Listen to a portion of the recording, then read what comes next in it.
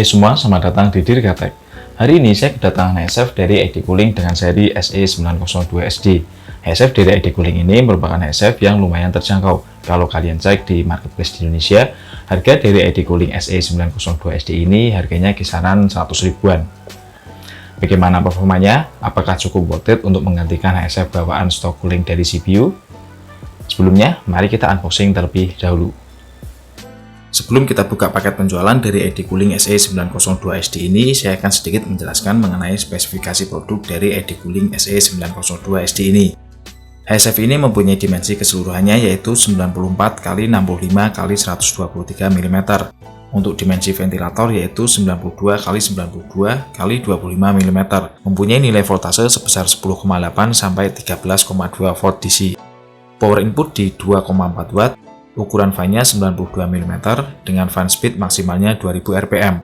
Maksimum airflow atau maksimum kemampuan HSF ini dalam menyedot udara di 37,44 cvm.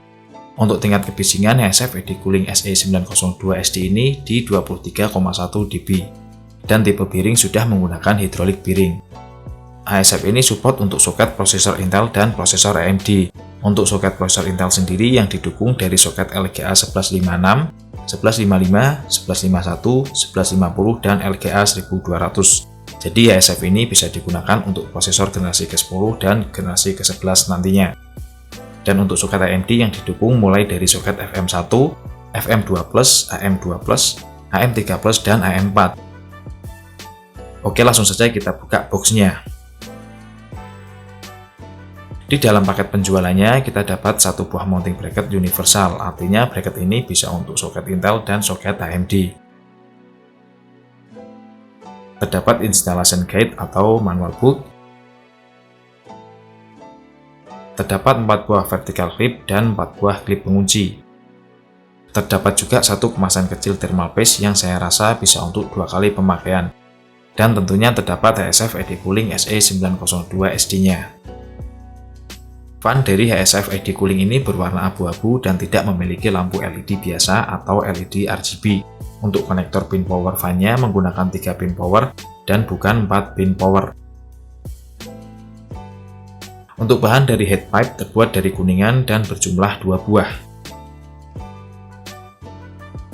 Di video ini saya akan memperlihatkan bagaimana instalasi HSF ID Cooling SE902SD ini di sebuah motherboard. Pertama-tama tentunya kita buka dulu plastik pelindung permukaan yang akan menempel di prosesor, kemudian gunakan thermal paste secukupnya atau sesuai kebutuhan kalian kira-kira seberapa banyak. Kalau saya biasanya pengaplikasian thermal paste itu saya ratakan langsung sesuai lebar permukaan sebuah prosesor. Dan langkah selanjutnya pasang bracket mountingnya. Jadi untuk menyesuaikan titik lubang di motherboard itu caranya dengan terlebih dahulu memutar vertical clip dan paskan di titik lubang soket motherboardnya. Kalau sudah pas, langsung tekan saja dan akan berbunyi seperti ini.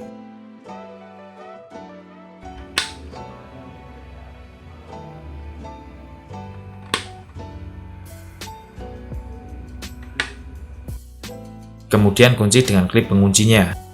Lalu kita pasang HSF-nya dan jangan lupa untuk menghubungkan pin power ke motherboard dan pastikan kalau HSF-nya juga sudah terpasang dengan kencang.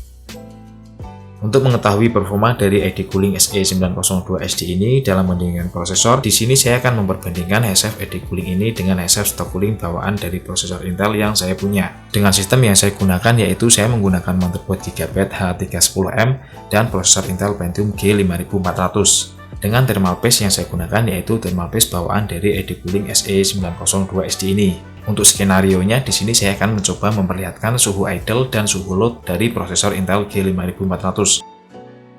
Saat saya menggunakan HSF stock cooling bawaan Intel, suhu idle rata-rata di angka 32 derajat dengan putaran fan di 1200-an rpm sampai 1300-an rpm.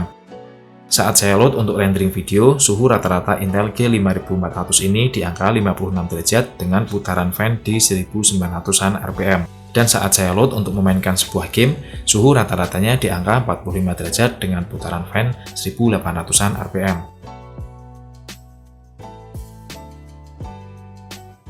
Saat saya menggunakan HSF ID Cooling SE902SD ini, suhu saat idle prosesor Intel G5400 ini rata-rata di angka 29 derajat di putaran fan 600-an rpm. Dan suhu saat saya load untuk rendering video rata-rata di angka 47 derajat dengan putaran fan di 900-an rpm. Saat saya load ketika bermain game, suhu rata-ratanya di angka 36 derajat dengan putaran fan yang sama di 900-an rpm. Dengan perbandingan tersebut, dapat diketahui kalau kemampuan ID cooling SE902SD ini saat posisi idle selisih suhunya tidak terlalu besar, hanya sekitar 3-4 derajat. Tapi walaupun selisihnya sedikit, di sini tingkat kebisingan PC kita bisa jauh lebih senyap daripada saat menggunakan HSF stock cooling dari bawaan prosesor Intel. Di mana saat menggunakan HSF ID cooling SE902SD ini, putaran fan-nya hanya di 900-an rpm. Perbedaan suhu yang lumayan besar selisihnya itu malahan terjadi ketika prosesor Intel G5400 ini berada di posisi load untuk bermain game dan rendering video.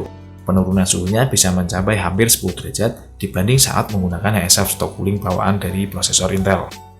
Nah, itu adalah skenario kecil yang saya gunakan untuk mengetes performa dari HSF ID cooling SE902SD ini. Kalau kalian tertarik ingin membeli HSF ID cooling SE902SD ini, untuk link pembeliannya saya sertakan di deskripsi video ini. Segitu saja video saya kali ini tentang review HSF ID cooling yang sangat terjangkau ini.